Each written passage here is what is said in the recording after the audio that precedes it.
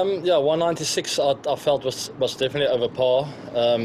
And look, you got to give credit to them. They started very well in the first six. We did well to pull it back.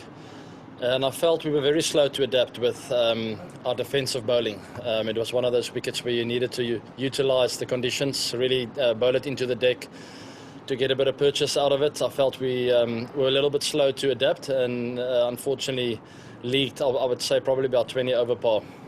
It's a combination of a few things. I think they batted well, so first of all, credit to them. As I said, we pulled it back nicely and we had an opportunity to really put pressure on them, and unfortunately we just didn't execute very well. As I said, I don't think we utilised the conditions as well as we could have. But it's one of those days. We didn't get our skills absolutely right. We dropped a catch in the field, a little bit of slackiness in the field as well, a couple of fumbles here and there, which cost us ultimately 20 to 30 runs, which could have been a different story in the second department. But then again, we didn't bat well at all tonight. So just a bad day at the office, I'd say.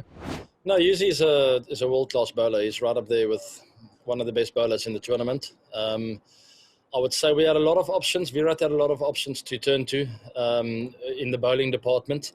And it's all about matchups and who's bowling at what batter at certain times. And at the time, obviously, Virat, every time he gives the ball to someone to bowl, he feels that's the best bowler for the situation. So I don't think we need to read into it too much. It was a matter of situations out there, the conditions, and certain matchups that we felt was better at the time. You're not always going to get your decisions right.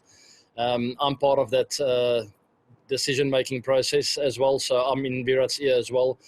We felt we made the right bowling changes in the whole. Unfortunately, as I said, a couple of drop catches here and there, a bit sloppy in the field, and I'd say it came down to execution that wasn't spot on today.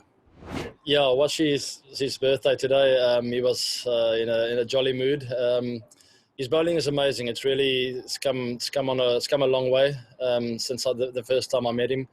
I think he's very clear with his game plans. He loves the challenge of bowling with a new ball, with openers trying to take him on, and he just seems to be very clear with what he's trying to achieve with the ball in hand, and it's working for him at the moment. And I feel he's going to go from strength to strength in this tournament with us right behind him. Who knows where he's going to end up? But hopefully a couple of man of the matches in the next few games. We'll see what happens. Well, the last game Chennai won chasing. We felt that we played against Mumbai our last game here. We got a very good total of 200 plus, and Mumbai were very close to chasing that down. It wasn't as dewy tonight. I don't think it really got wet in the second innings at all. Which is not an excuse. As I said before, we didn't bat well tonight and never strung together any partnerships. But we were expecting it to get a bit wet, which would have made it very difficult for the Delhi bowlers. And look, it was a fair game. It was dry throughout the 40 overs of cricket, and they were the better team today. So, but that was the reason why we decided to chase. We were thinking that the dew might come and make it really tricky for them to control the run chase for us.